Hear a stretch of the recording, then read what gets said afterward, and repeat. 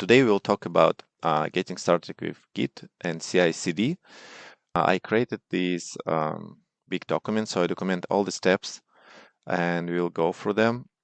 And I will have one small homework because, as you can see, my last integration test was failed. You need basically do everything and then make sure it is working.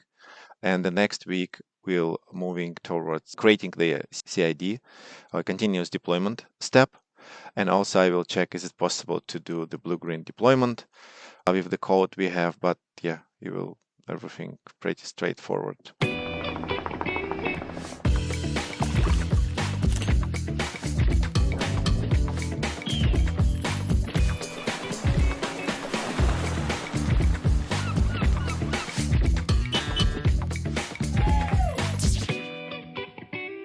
The very first step, what we need to do for this project, and yeah, this is the code space that I mentioned. If you can just, if need, you can create it and do everything for free.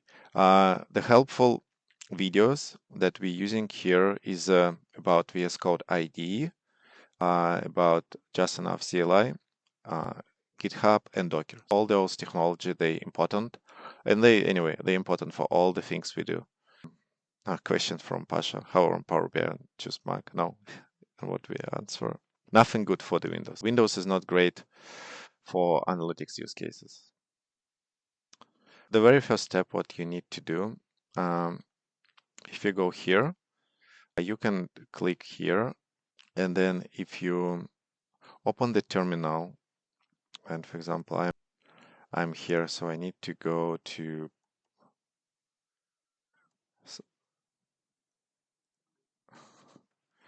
first go to find where is my Git. I don't know where's my Git. For example, I have dedicated folder. I have dedicated folder that I usually use for all GitHub.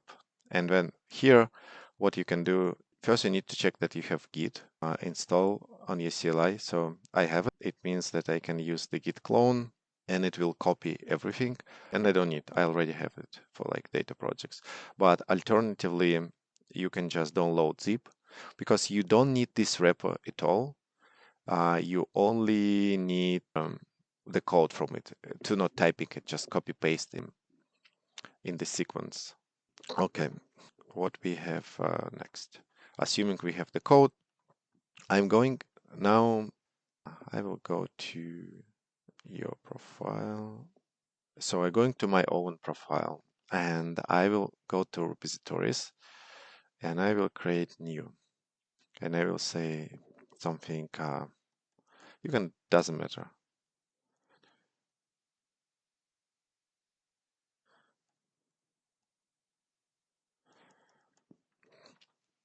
I like to add readme file. Did I have? Yeah, add readme. At least we have something in the repo, even empty. We don't need description. It's public. We create repository. And this is what we're gonna work. The previous one clone because we just need to have the code from copy paste. But you can copy paste from the browser. It doesn't really matter. But this one I need to have locally. If I choose this and going to terminal and I say git clone, it will cloning the folder. And if I go inside cd Surfalytics,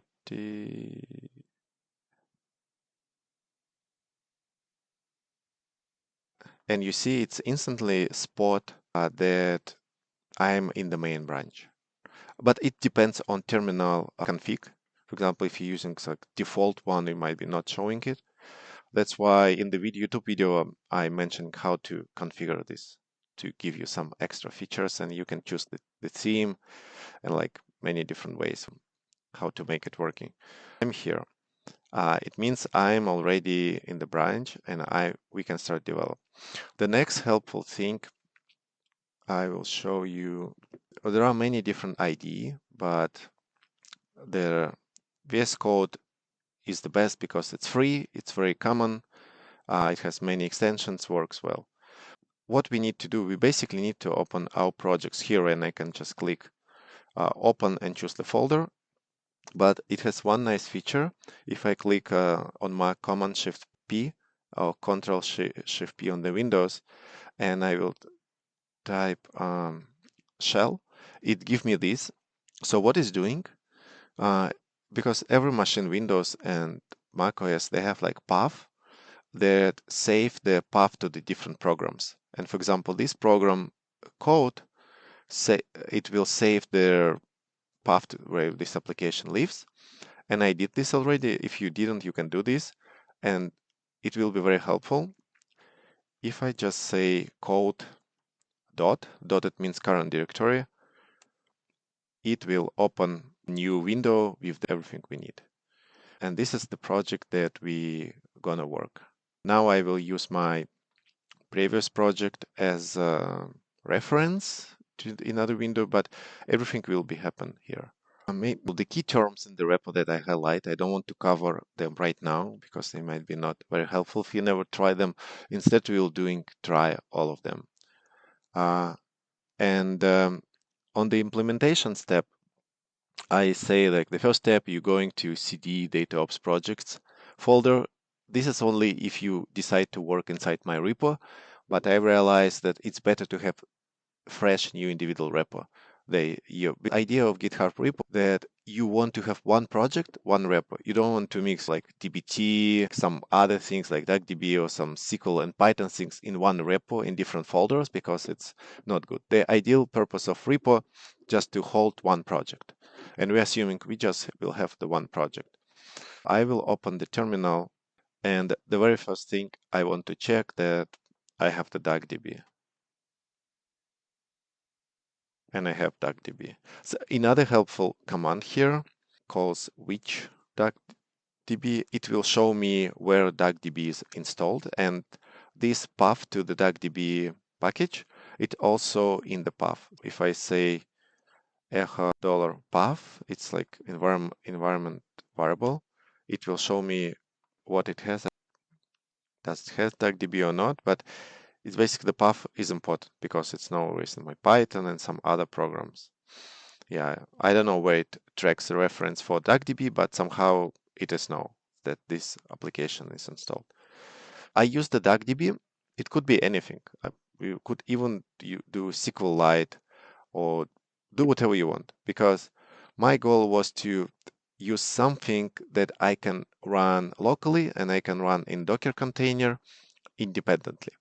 Because to demonstrate you continuous integrations, it means that we want to run our code and our application in GitHub Action.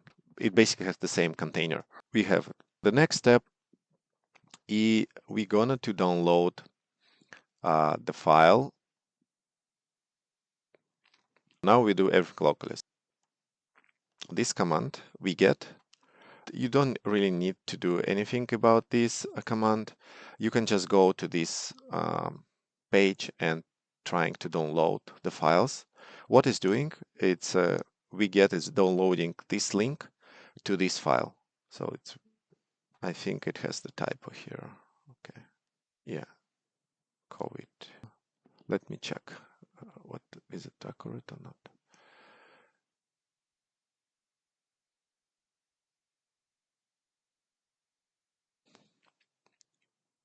Oh no, it's actually right. Interesting. It's all COVID data. Okay. Starting to downloading.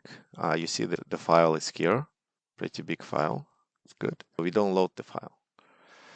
And you see, for me, it's really nice one because, I mean, it's different colors, because here we have many extensions, and there is one extension, Rainbow, I think, yeah, it's Rainbow CSV, with helping you to read.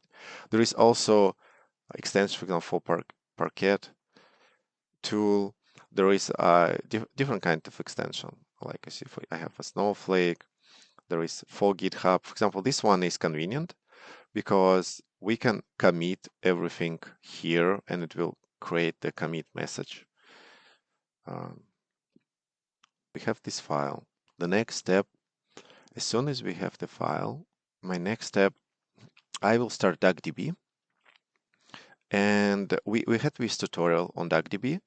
By default, if we start just DuckDB and run anything, it will in memory, and then we stop DuckDB, it will lost everything. But we have options to attach the database. If I will start analysis DB, it will external database, it will just attach the database, and we can save data inside it, and then we can share this file with our colleagues, for example. It will create the database as soon as I will start work. One command I wasn't sure what it's doing, and import one. I don't think this command is actually from DuckDB. You can ignore it. I will delete it later. The very first command will create the table inside DuckDB database by reading these files. DuckDB can read external files, or we can materialize this. And then we can run the query using this table. I don't know.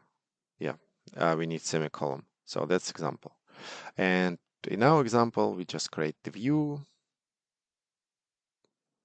So if you don't know what is view, it's basically you have your SQL query, and the view, you don't want to copy paste your SQL query around. You have this reference, and if you query this view, it feels like table with the name. It actually will generate under hood this query.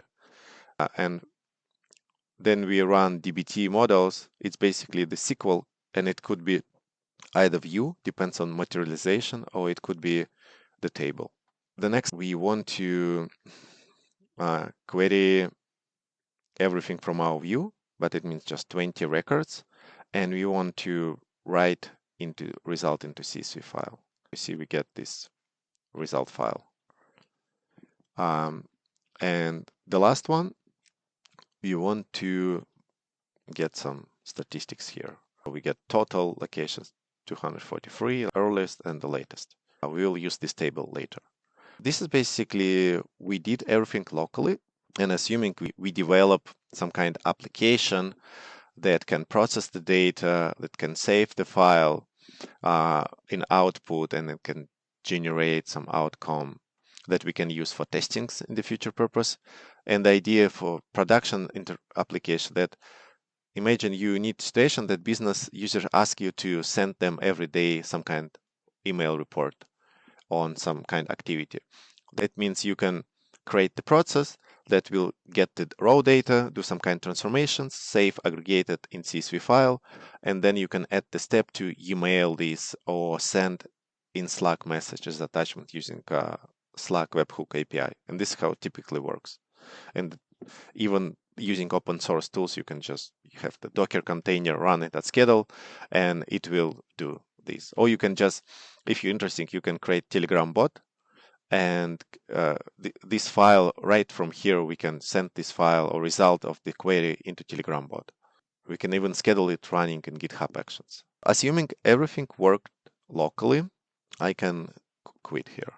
I don't need anything of this anymore. I will delete it.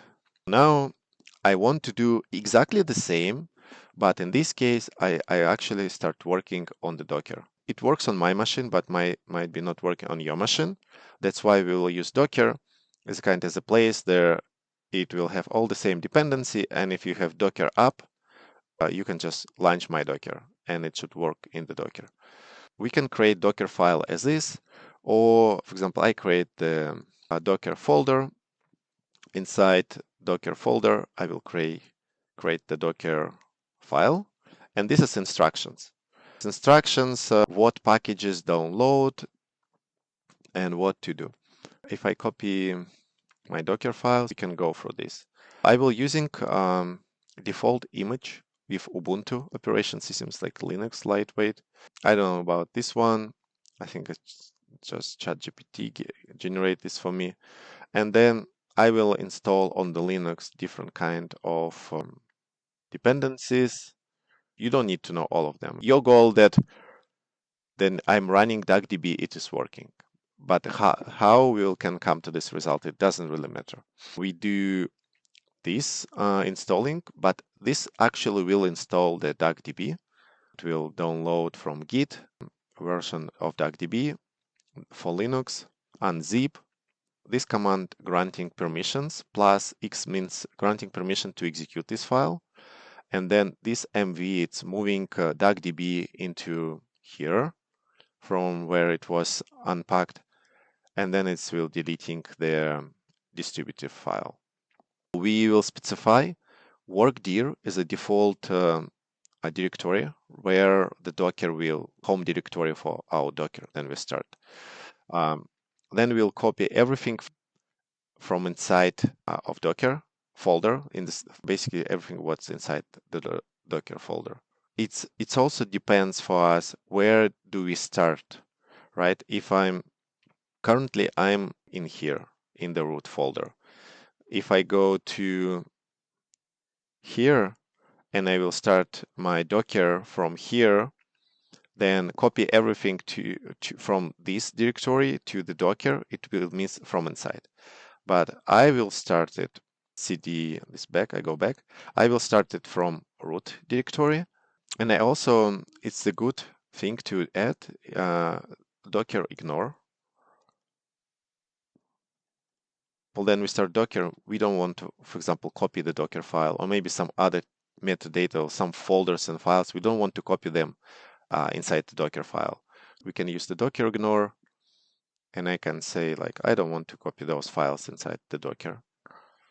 Now we need two things. Here we have our command.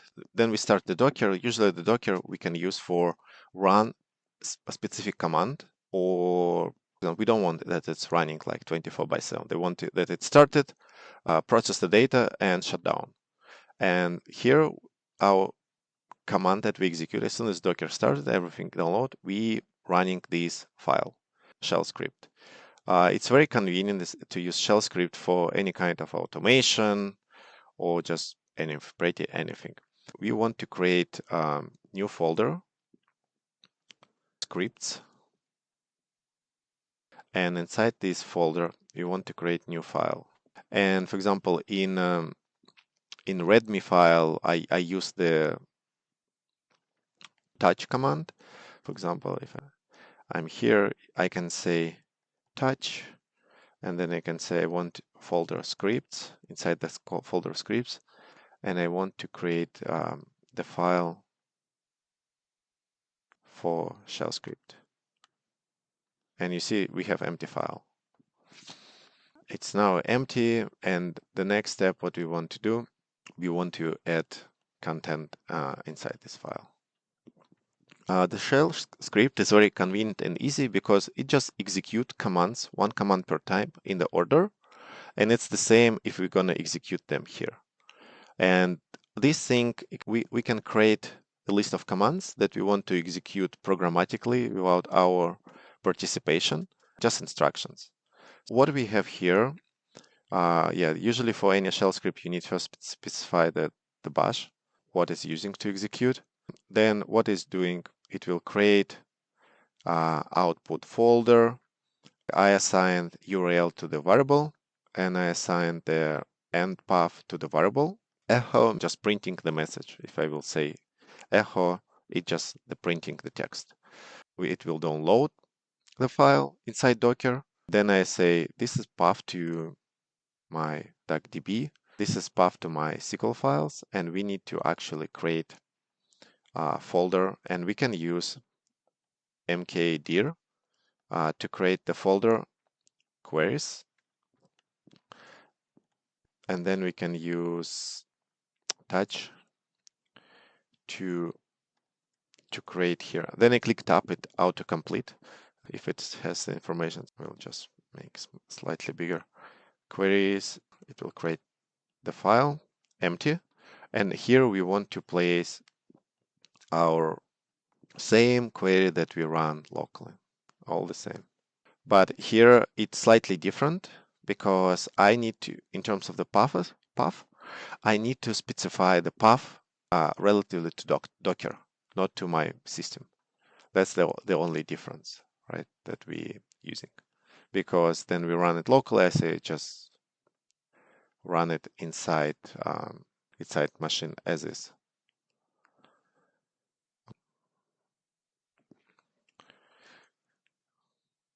we have scripts that will do running the SQL file. So here, if we look to the script, it's downloading everything, then running the SQL. It's running DuckDB, and we even not opening DuckDB inside. We tell use DuckDB, touch the database, and execute this SQL file, and it will execute the SQL file, and that's it. And then we'll say, okay, -n, it means like starting from the new row, hit enter. So, and then I say, okay, your result saved here, and you will see first 5 rows out of this, and then it will show us the hit command. We have the hit and head, and I think we have another one, tail. It will show the first 6 records of CSV file. The very first record is the header, and then 5, and the head and tail, very popular commands also, to just check what's inside the file. On this just enough CLI, we covered all the commands. I have it here. Now, assuming I'm ready to build my Docker. And to build Docker container, I will use this command, docker build. This is alias, and this is the path to my Docker file. If I not specify this, it will assume that it's in the same folder. If I specify, it will know. And this dot means it's important. Forgot what it means. It's just like current directory. Then I ask to build Docker. It basically will executing all those commands to downloading all the packages and everything and create the image. It's not running anything. We just create the image, and it's just like frozen container. And then we have another command, and I will use command with the bash. It basically will start the container, -rm. It means then container stop working, it will delete it. Because if we not specify it, if you open your Docker app, you will have a bunch of abandoned containers. If we not specify the bash, our container will just be created. This script will be executed, and container will be terminated. And we never seen what it did. But if we keep bash, it will actually, we connect a container, and because we have connection to container, it will keep running. You see, I'm now inside the container, and this is what I have inside. It's even copy the README file, and we don't need README, so we can add our goal to make the Docker the smallest possible. We have queries, we have scripts, everything here. I can test that. Do I have DuckDB? Yeah, I have DuckDB. Now, will this command work?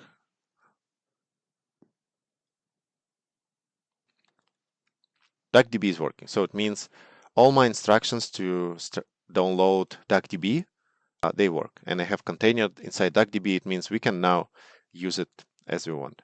I can quit here, and now I can run a container just trying as is, and it will show us, okay, the container is starting, it's downloading the data, it's running some queries. This part is working. This part was related to this one. This is working, but for us didn't work out this thing. It's saying, oh, there is no, cannot open the file. And if I want to troubleshoot this, I can go inside Docker container, repeat all this, and this is how the best way to troubleshoot them. If I go inside here, and I can say, okay,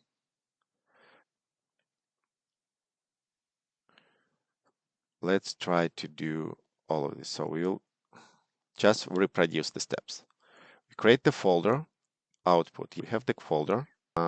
We provide the variables with the file names. We will download everything. We will download the file. We have this file here. We have folder output. The slash, it means this is absolute path. If I say cd slash, this is my very root directory of my container, absolute path. And this is all available folders. There is nothing upstream. And we have our app. So it's one layer down. Here I specify the absolute path, right? And here there is absolute path starting from the root. DB file, this is my SQL file. I actually will do different. I want to go to, for example, I will run first this one and see what happened. Because our problem was that the file didn't save here. And we can see the issue is here. The file is saved. You see, the file is saved here instead of output. And this very great example how we can troubleshoot any Docker.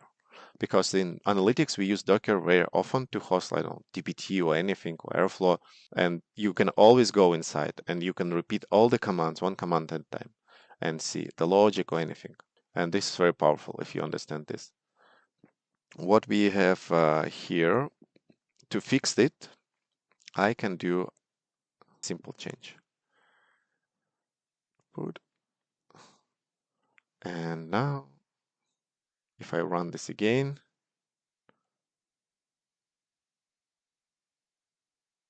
and trying to see, go to output.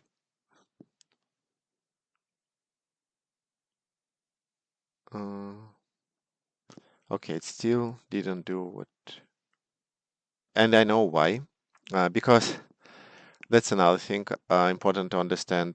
This is my local files. If I do changes here, it doesn't change anything inside Docker container, because then we create the Docker container, we copy everything as is, then nothing change. To avoid this situation, usually when you work with dbt, Airflow, for dbt you can mount Excel or Jupyter notebooks. You're running anything, any application Docker, you mount external folder.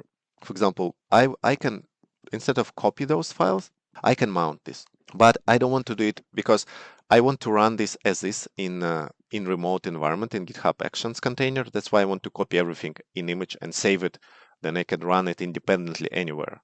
Typically, if I do some changes here, I need to rebuild the image to do this. So if I exit here, and for example, I'm lazy, to run all the time those commands. And we coming to the point we want to use the makefile. Makefile also very helpful. It's like aliases, and we can create a bunch of commands. We'll create the makefile. And for the makefile, it could be very, very simple, but I use very nice one. It's like best practice makefile to create it very informational. Like you see, we have the color output. Yeah, the .phony, you can use it or you couldn't use it. I highlighted what is it, right? Like in the makefile, the phony is a special target that makes other target as phony. A phony target is not associated with any actual file.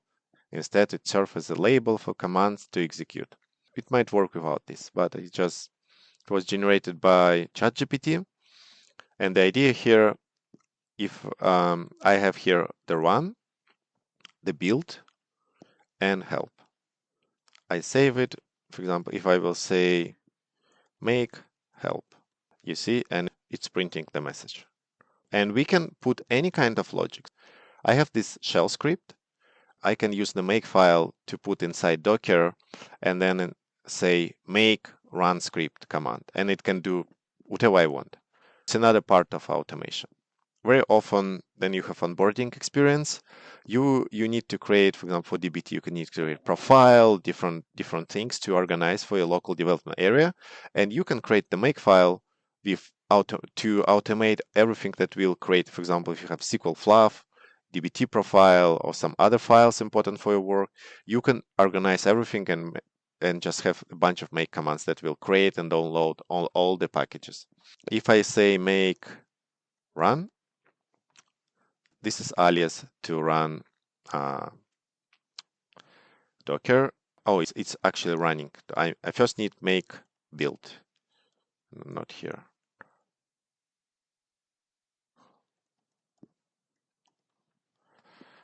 We're building image, and also then we do the build. It's more about from the Docker, but It's because it has some in cache. You see, those steps are cached already.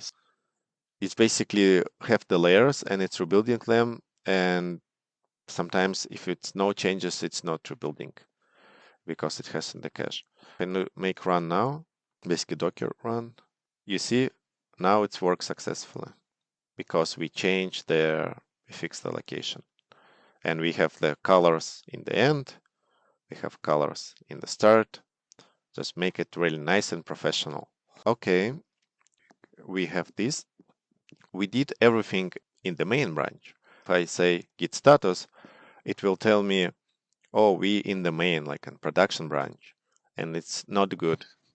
We need to work on our personal development branch, and then those the red one, the files that or folders that we created. We can do a couple things. First, because we're going to create the PR pull request and code review, ask our colleagues to review, I can create a new file, PR template, and here I can put template for PR. Then PR will be created. This automatically will be used to fill. I hope it will use to fill. Maybe it should be. We'll see how it goes. But this is PR template that we will automatically have. Ideally, you need to have really good descriptions, link to the tickets, testings, and some other things, whatever you want. We have these. Now we can start to create the branch. Of course, you can use, for example, GitHub Desktop to do in UI everything, but better to just, I ask everyone in Surfalytics just using GitHub daily. For example, you run some SQL exercises and you want to save them in your repo, and you just every day have the same routine. Create new branch, do some work, save, and create PR and merge. But now you can also adding like pre-commit some other steps on top of your ribbon. We'll create new branch, checkout, -b, it means new branch, and then there is naming conventions. Usually it's good to have feature if it's something new, or fix if we're fixing something. And we switch to new branch. And ID will help me, oh, I actually have this thing. Okay, we create new branch, and my ID setup is telling me the branch name. We have the branch, and now we can go through the typical steps. First, git add. We save all the changes in Git. Now we will commit message, and it commit. Now if I make the Git status, it's all committed. And now I can do the git push to my remote branch. You have your branch locally, but you don't have it in remote. That's why you actually need to have this. Set upstream origin means like remote in the GitHub server. I will run this command, and it gives me the link. Where is my PR? The first thing I spot here, it didn't really use my PR template because something wrong about this, and I assume it's either should be their proper name of the file or something else, but yeah, it's easy to fix. You can figure out it yourself, and I can even copy paste just text here. But the idea that the PR template exists for automatically populated here, and we can do here right.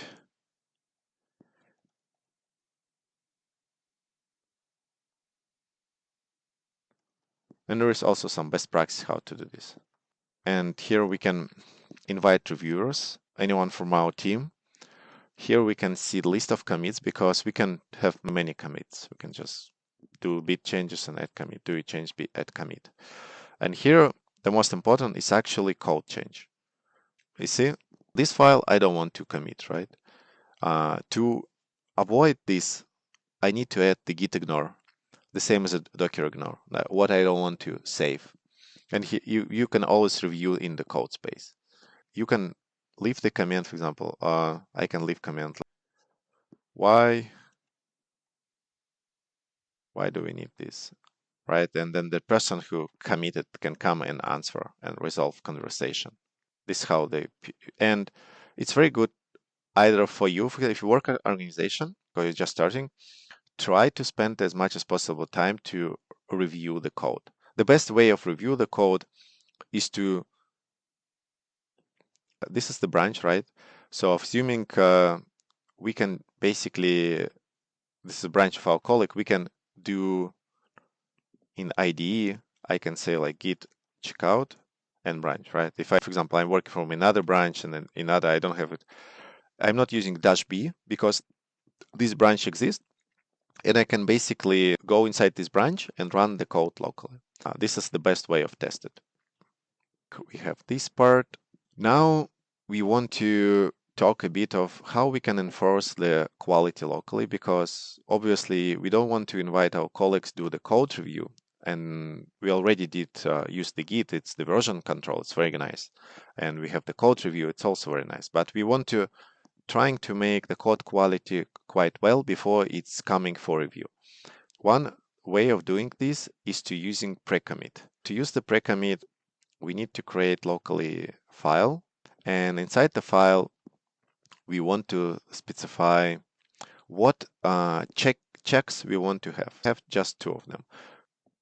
And I think this is not what I want. Yeah, that's outdated one. In the root of my repository, or is another one, this one. I have 3 checks. First, I have this fail fast. If one of them fails, it should just fail the rest.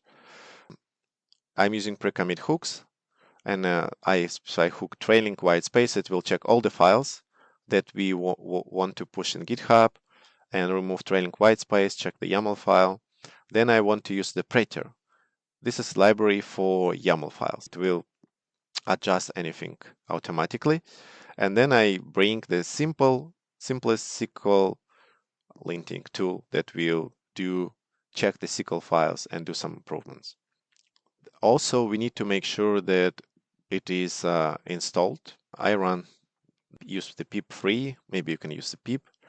Of course, on the Windows, it will be very tricky and different. That's why I shared the code spaces. With this command, we install pre-commit and SQL themed keys like Python packages on my machine. And then to activate the pre-commit, I need to run the pre-commit install, and it will inside my, you see, it's creating this .git file, and inside this .git file, it will define the hooks. Every time then I will do the commits. For example, I'm going to here, and maybe I will slightly modify my query. I don't know, will it affect or not? You can check what was changed. I will do git add, git commit. I can write another command.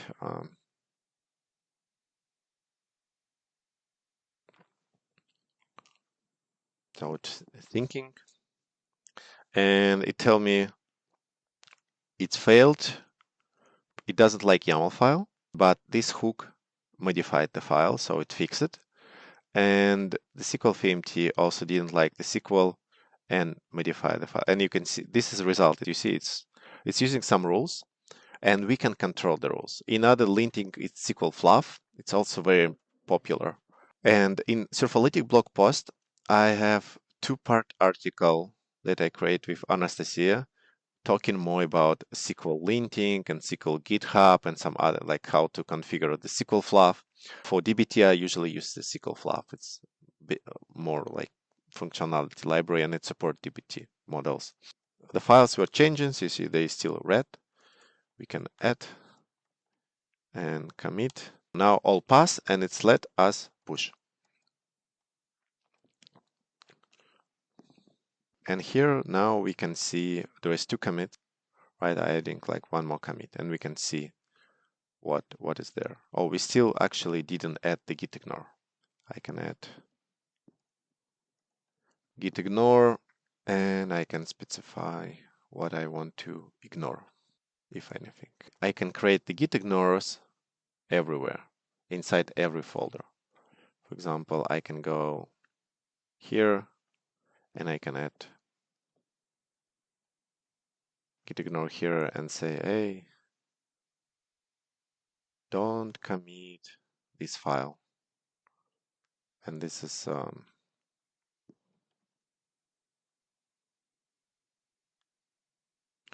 and I do push. I have the third commit.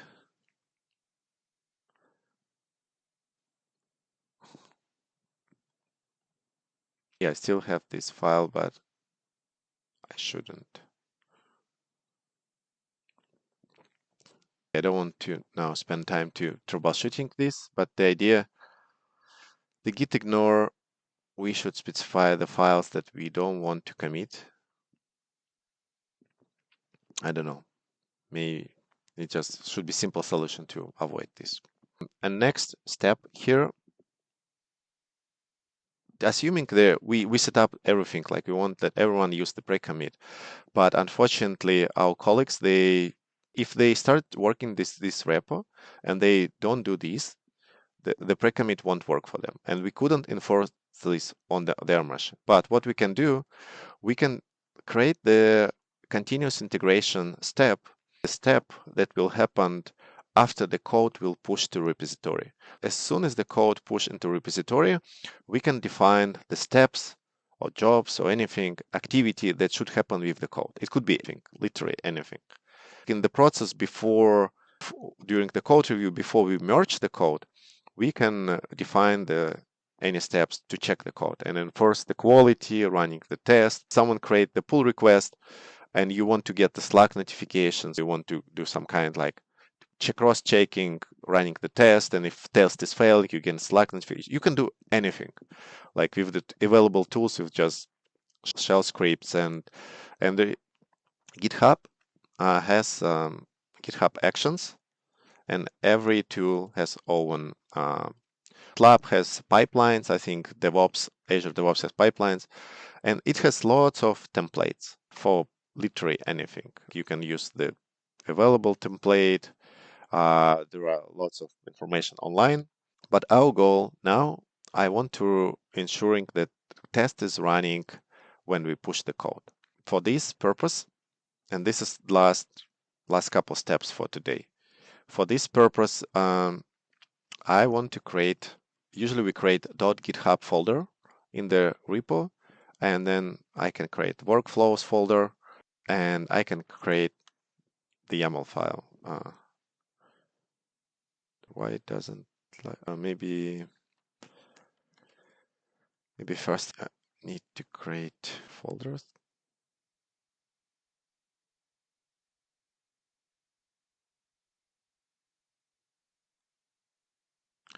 And then I can create the file. Yeah, it couldn't create altogether. We have this folder and we create the pre-commit file. It's empty. And now I will copy the GitHub Actions pipeline. And this is where we entering to the continuous integrations step. The goal to run our checks in the repository automatically. Then someone pushed the repository. We want to ensure the quality and want that the code was checking automatically. And for this, we want to run the job that will take our code and do some tests. The very first step for continuous integration, or just for GitHub Actions, when we want to trigger this job. And here I have, then we create pull request on any branches, or when we have push to the branches. Okay, every time we will commit and push, it will trigger to start the job. And then we say, it's very similar to Docker container. That's why if you understand more or less what we did in Docker file, this is a kind of the same. It's using exactly the same logic, it's just in YAML file instead of like whatever. Docker file also like YAML file friendly, but it has certain commands. Here we define everything like, okay, we using the image Ubuntu latest. We also can, in some cases, specify our own compute instance for this purpose. And then what we have here, the steps, what we want to do. Usually it's starting from checkout of the code, because assuming you create the container, just the empty container with Ubuntu, in very similar way what we had here, just container. But this container hosted on GitHub servers. It's somewhere container with just Ubuntu. And then it's already connected to your GitHub account. It has like permissions to download the code, and then we can fill it with different steps. And usually they're starting all the same, because first step, you will use actions checkout, and I think now it's the version 4. It will check out all the code, basically copy the code from your repo and your branch. And this I specify that just get full history of changes, not just the last commit, because you can control what you want to run per commit. I just want all the time on everything what pushes to the code.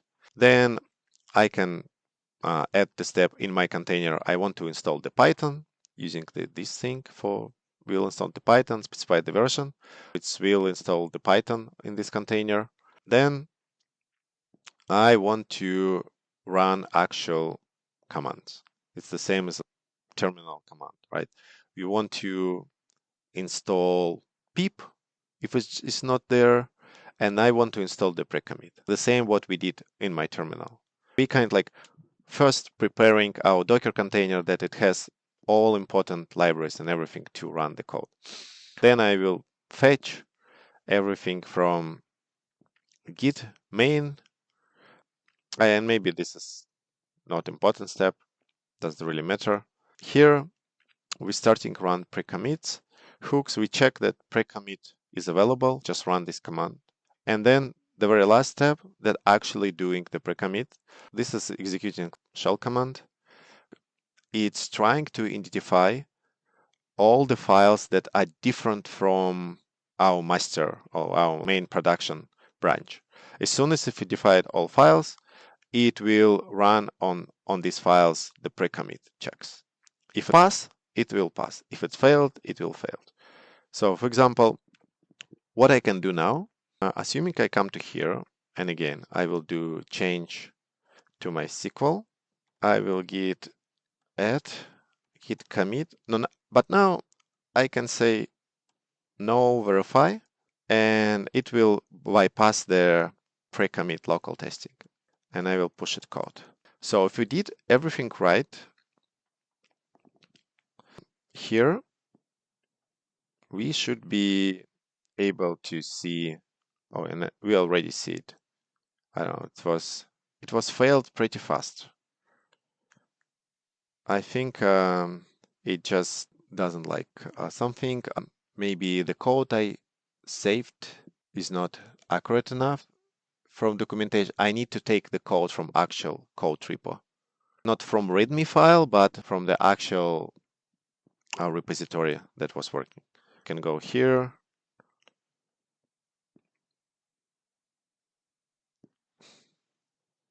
Yeah. See any difference here?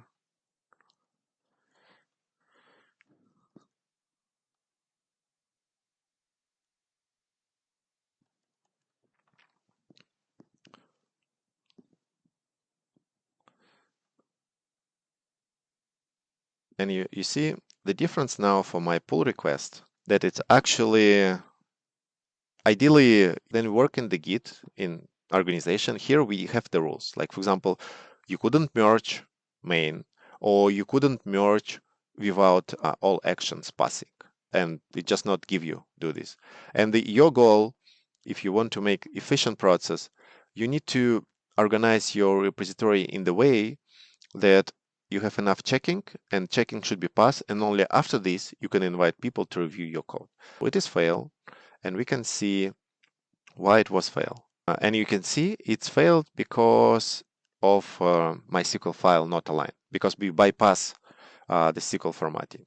And it tried to fix the file, but as you know, the container just expired after work is done, it just deleted. That's why to avoid this, I need to fix that file. I need first make some changes. Now I can git add, git commit,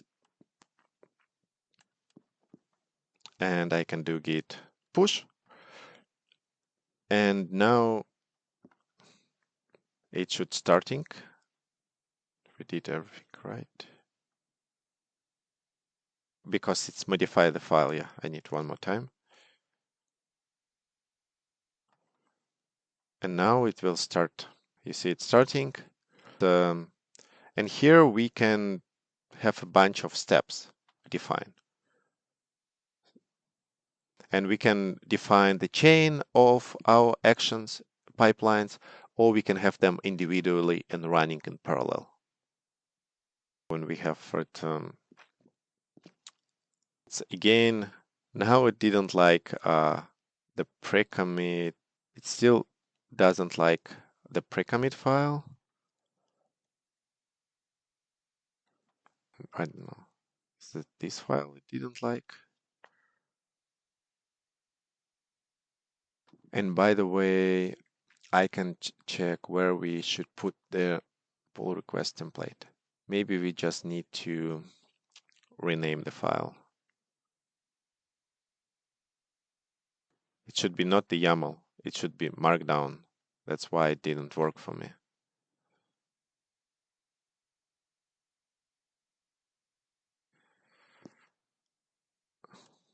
The idea that for any projects you do for data engineering or data analytics, if the Git is involved, if you have some kind of code, like if you have Power BI or Excel spreadsheets, you don't need it.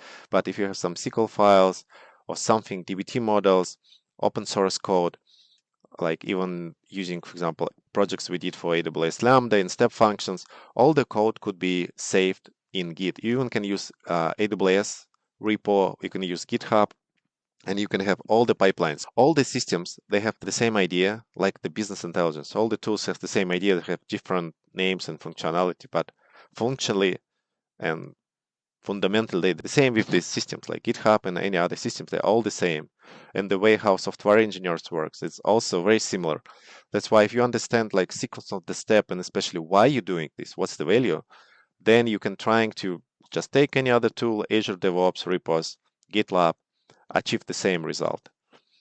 You just need to understand like what sequence of the steps and why I'm doing this. Is it better now?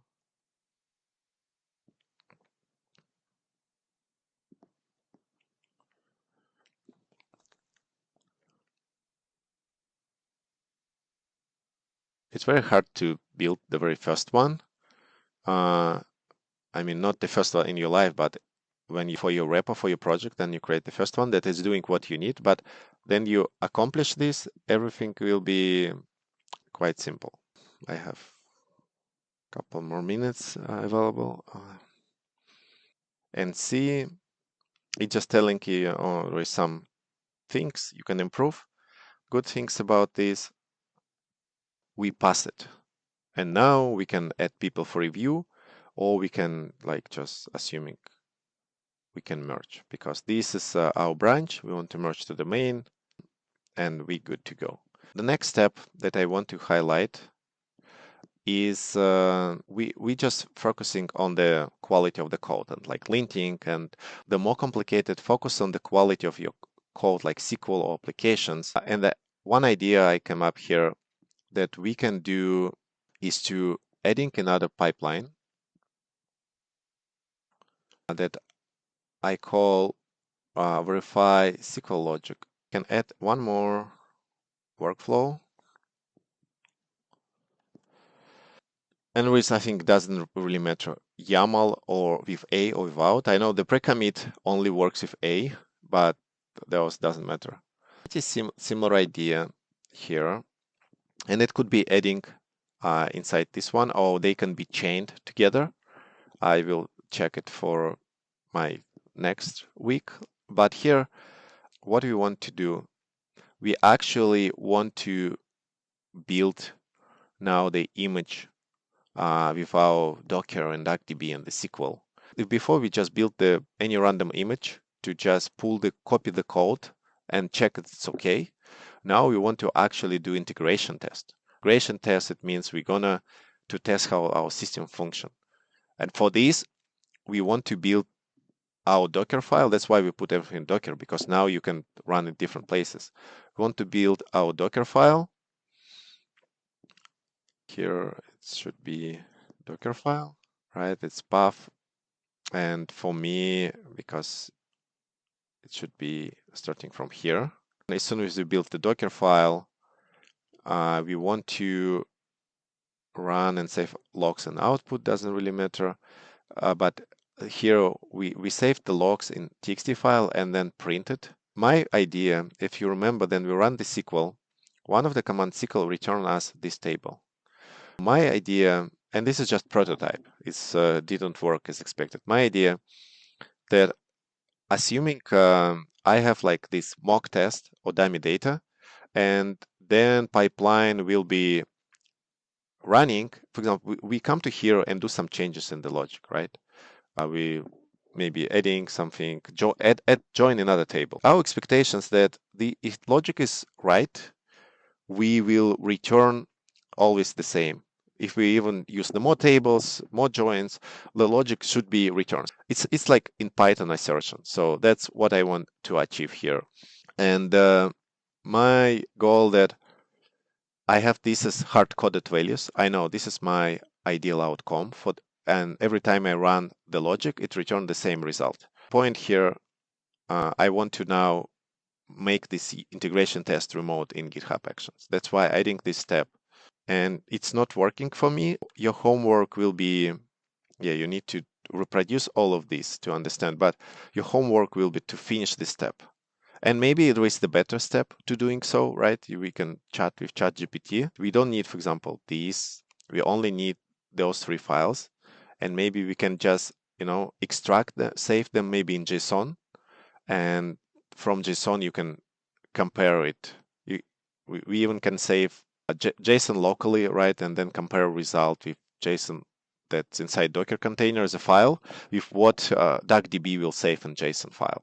The data should match, and it will ensure the quality. And the same with, then we talk about, for example, DBT for CI process. Then we want to not only like linting is easy, but we want to run the models in some staging environment and make sure that they're consistent and always return result. And you can expand from this a lot in different ways. It's more about data qualities and test. I do push. I'm come to here. And now you see it's running 2 pipelines because I have now verified DuckDB outputs and pre-commit. If I go to DuckDB, we can see what it's doing. And it's doing the same thing as we're doing in the Docker container. It successfully was able to build the image based on the Docker file, so it's all right. It's create the image. It's downloading DuckDB. It's installing DuckDB. Copy all the files, all the same. So, and here we actually start executing the logic inside the Docker container. We are able to download the file. So good. Wow. And actually it failed on the step then we start to download the file. And might be the situation that this file is obviously 245 megabyte. Maybe this file is very big. And maybe for what we need to do to make it work, we need to make this file smaller. Maybe we even can have some kind of file. We can save little file like just 2 megabytes, and then DuckDB read file 2 megabytes that's already provided in Docker as a sample. And depends on any SQL changes we do, it should have the same result and consistency. We basically just want to compare that our logic always returning the same result, even if we do the changes. That's it for continuous integrations. Next week I will try to finish this one, and I will add the continuous deployment step. The idea that we want to deploy our code, right? And we can talk about, in terms of Docker, we can deploy it obviously to some Docker registry like Docker Hub, and we can also introduce tagging and releases system. But if you talk just about, for example, database, whatever, if you talk about database, you can execute command to run your SQL against Snowflake, build some tables, change some code, or like whatever you want. But the idea that you control everything, you control every step, and we just like trying to make good, consistent quality of the code. That's the primary reason, like engineering excellence. So that's it for today.